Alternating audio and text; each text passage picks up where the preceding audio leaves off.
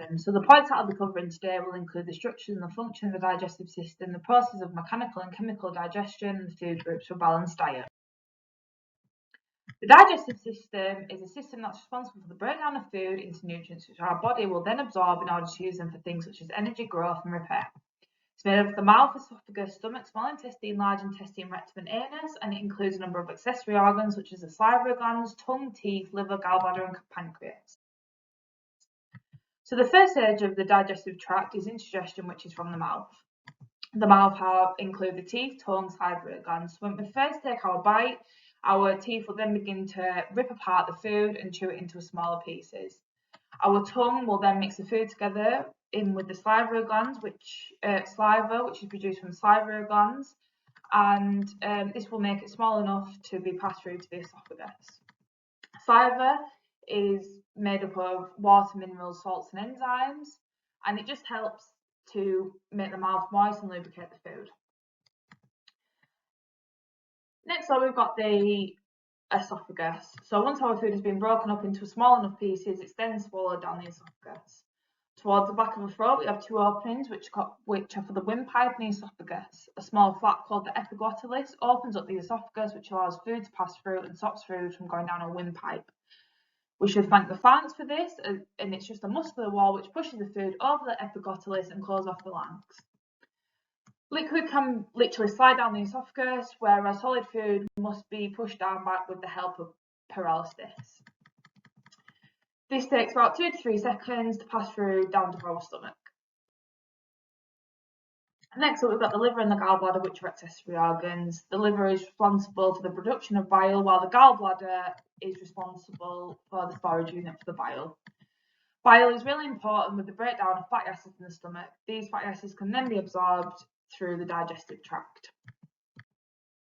Next, we've got the pancreas, which is a glandular organ and digestive system located in the abdomen just behind the stomach. The role of the pancreas within the digestive system is to secrete pancreatic juice into the first part of the small intestine. This juice contains bicarbonate, which neutralizes the chyme that moves in from the stomach into the small intestine. After food has travelled down the esophagus, it is then found in the stomach, which is a very important organ within the digestive system. It's a hollow muscular organ, and it has 3 main functions, which store the food, break down the food, and slowly pass the nutrients into the small intestine. The muscular coat of the stomach changes the stomach, mixes it with the gastric juices so that the body can digest what is needed from the food. The mixture of the food then becomes more fluid-like, called chyme. A normal meal takes around 2 to 4 hours to digest before it's passed through to the small intestine. The small intestine is around 22 feet long. It's very long, but it's very narrow, and it's divided into 3 parts. So the opening of the small intestine is called the pylorus sphincter, which allows food to pass through to the small intestine when it's ready. And it is then pushed through the intestine using peristalsis, and the chyme gets mixed in with pancreatic and intestinal juices. And the small intestine is really important in the absorption and the digestion of food. Next up, we have the large intestine, which is much thicker than the small intestine, but it's only around about 1.5 meters in length. So the role of the large intestine is to absorb vitamins, convert food into feces, and remove water from it. Next up, we have the rectum and anal canal. So as the food has been pushed through the large intestine, it gets contracted through, so it can be compressed. The water is taken out from the feces. It then ends up in the rectum, which acts as a temporary storage for the feces, and then finally we have the anal canal, which is the termination part of the process. This is where the feces are excreted from the body. So what is mechanical and chemical digestion? So mechanical digestion is what happens when we first ingest our food. Our teeth break down the food in our mouths. This is to prepare it to swallow the food. Chemical digestion is what happens within the mouth as we start to chew food, saliva mixing with the food to create a bolus within the mouth, making it easier for us to swallow. So this is when chemicals such as enzymes, or in this case saliva, is mixed in with the mixture created to just help throughout the digestive process. So now I'm going to be talking about enzymes. So what are enzymes?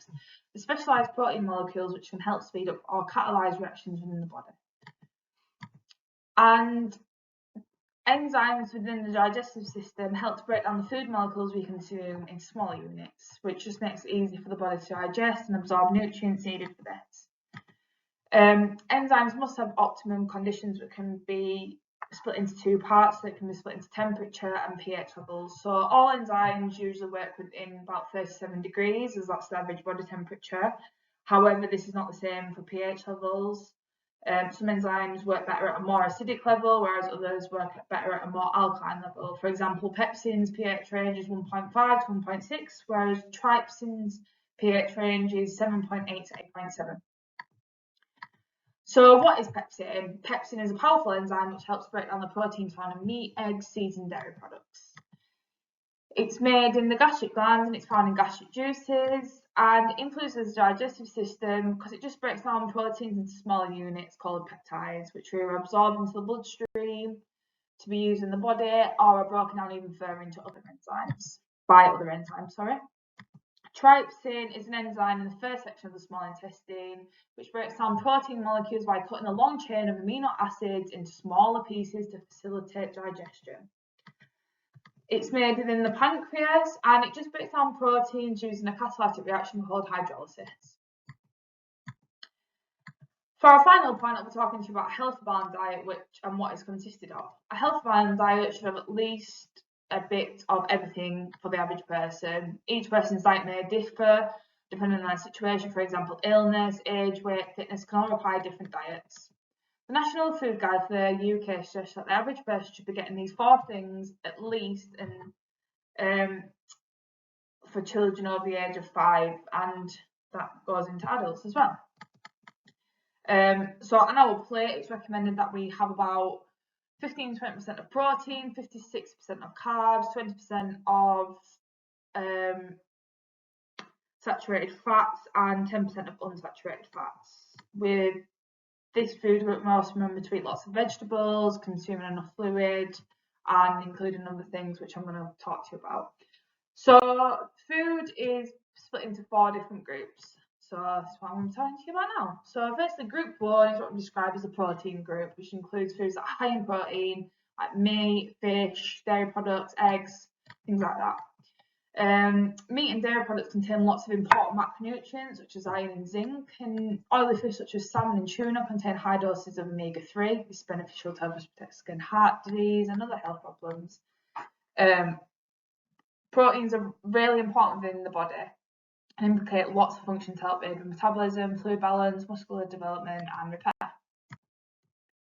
Next, we've got group 2, which includes foods that are a rich source of carbs like bread, rice, potatoes and pasta. And these foods are what gives us a slow release of energy. We need these foods to help us throughout the day without having to constantly top up on food. It's recommended that we eat more brown carbs than white carbs, and this just helps us to have a slow release of energy and helps us to feel fuller for longer. And we should be getting about 56% of these on our plates. Group 3 is one of the most colourful groups, fruit and vegetables. For good health, it's recommended that we have a wide range of fruit and vegetables of all different kinds of colours and textures. We can eat these fresh, canned or juiced. These food provide us with great source of nutrients and minerals such as fibre. Fibre is a type of carb that the body cannot break down, resulting in it passing through the gut towards our rectum. It's essential for keeping the body healthy and preventing constipation. Group 3 foods also provide us with a great amount of antitoxins, offsets the effects of normal psychological processes. However, there's not one particular food in food group 3 that has all antitoxins. So that's why we need to have a massive range of fruit and vegetables in our diet. Group 4 is what we consider to be dairy products or alternatives, and these foods have a great source of calcium, which is essential for bones and teeth, especially in young children.